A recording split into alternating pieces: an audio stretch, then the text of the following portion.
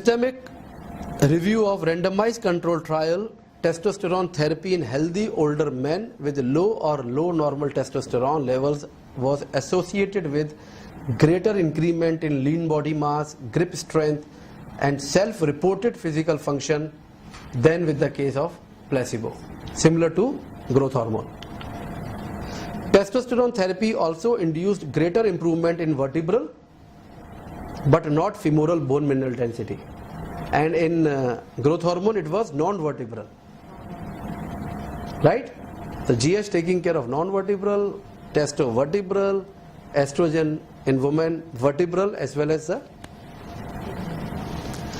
testosterone therapy in older men with sexual dysfunction and unequivocally low testosterone level improve the libido, but its effect on erectile function and amplification of phosphodiesterase inhibitor action, they remain inconsistent.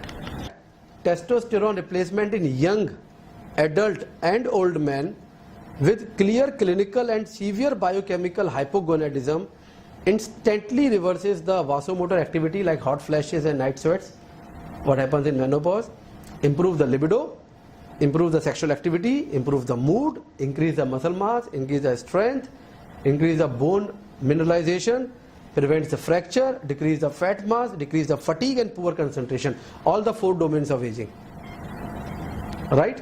All 4 domains are taken care.